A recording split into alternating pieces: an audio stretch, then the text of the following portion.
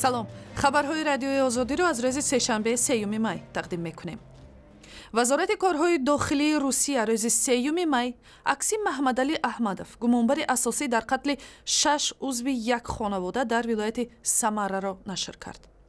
احتمال احمدوف 23 ساله به زادگاهش تاجیکستان فرار کرده است.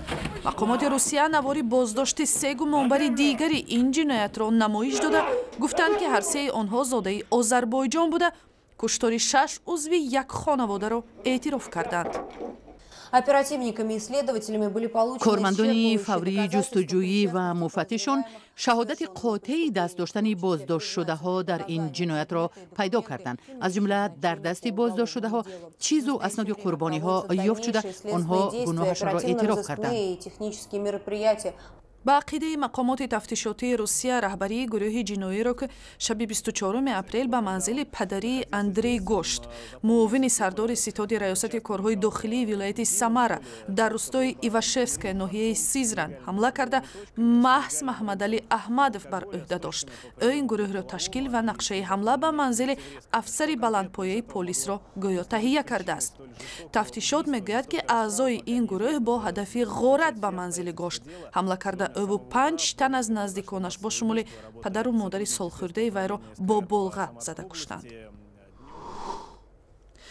در دوشنبه امروز مرافع دادگاهی وکیل دفاع اعضای حزب در تاجیکستان ممنوع نهضت اسلامی بزرگمهر یورف شروع شد.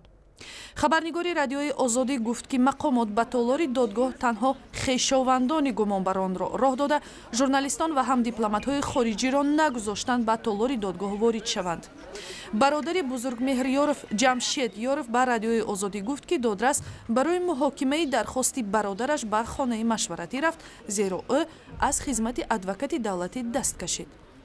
بزرگمهر ادوکات رادیو دو شما گفت با موضوع شناس شدگی نیست. ادوکات گفت که نمیشه شناس شدگی.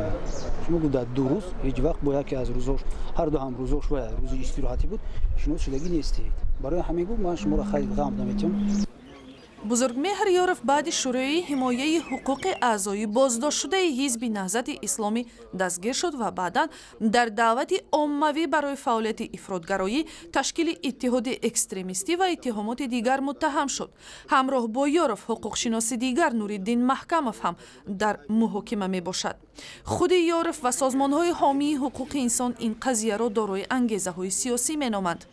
در محاکمه بزرگمهر یورف حقوق شناس شناخته عین حال با نظر و شرکت داشت و به چند سوال همکارمان میرزا نبی خالقزاد پاسخ داد. فعالان سازمان‌های ژورنالیستی در تاجیکستان میگویند بعد دادن برتری به خبرگزاری خاور، رسانه‌های مستقل در دریافت اطلاع رسمی با مشکل جدی روبرو شدند. نوریالدین قرشیبایف رئیس انجمن ملی رسانه‌های مستقل تاجیکستان روز 3 می در همایش در شهر دوشنبه در ارتباط با روز بین‌المللی آزادی بیان گفت منصبداران دولتی از این تصمیم به عنوان ابزار برای همکاری نکردن با رسانه‌های مستقل استفاده می‌کنند. متاسفانه مبارزه علیه ظهورات منفی، تروریسم، اکستریمیسم و رادیکالیسم باعث به محدود گشتن آزادی اطلاعات گشت، یعنی دسترسی به اطلاعات خیلی محدود شد. فعالان مطبوعاتی به کمبود جدی کادرهای حرفه‌ای در بخش خبرنگاری تاکید کرده، گفتند که معاش کمی خبرنگاری و هم محدودیت سیاسی جوانان را از انتخاب کسب ژورنالیستیکا دلسرد می‌کند. سازمان گزارشگران بدون مرز در ارزیابی اخیرش از آزادی مطبوعات در جهان در سال 2016 وضع مطبوعات تاجیکستان را در حالت یک رکود خطرناک تصویر کرده است. یک گروه هنرپیشه‌های جوان تاجیک سعی دارند با سبک نوی تقدیم بینندگان را به تماشای نمایشنامه‌های تئاتری برگردانند. خنده و گریه، جنگ و عصبانیت، مهربانی، دویدن، رقصیدن، فکر کردن و حتی خوابیدن، این همه مشق پیوسته هنرمندان گروه تئاتری نگاهی نو است.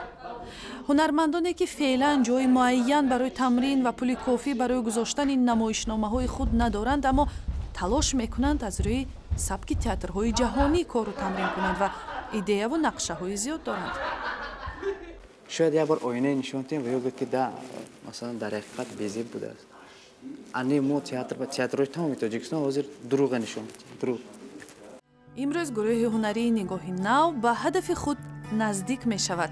ҳунарпешаҳо акнун ба озмун ва саҳнаҳои театрии хориҷи кишвар роҳ меёбанд. ҷавонони ҳунарманд чанде пеш яке аз 3 намоишномаҳои пурраи худро бо номи журналист ба Норвегия бурданд ва ҳоло барои иштирок дар як ҷашнвораи ҷаҳонӣ дар Вьетнам омодагӣ мебинанд. рӯзи сешанбе сармураббии тоза таъиншудаи мунтахаби футболи Тоҷикистон Ҳаким Фузайлов аввалин нишасти матбуотии худро барпо кард. ба қавли Фузайлов, вазифаи кунунии футболбозони мунтахаби Тоҷикистон дарёфти роҳхат ба ҷоми Осиё 2019 мебошад ва ӯ бовар дорад, ки даста аз ӯҳдаи ин кор мебарояд. Сармураббии нави мунтахаби Тоҷикистон гуфт, ки ҳоло дар пайи ташкили ситоди нав ва интихоби футболбозони нав аст, зеро дастаи мунтахаб ба қадри кофӣ солхӯрда аст ва ба нерӯи ҷавон ниёз дорад. Имрӯз 32 нафар расширени списки сборнеба ҳаст.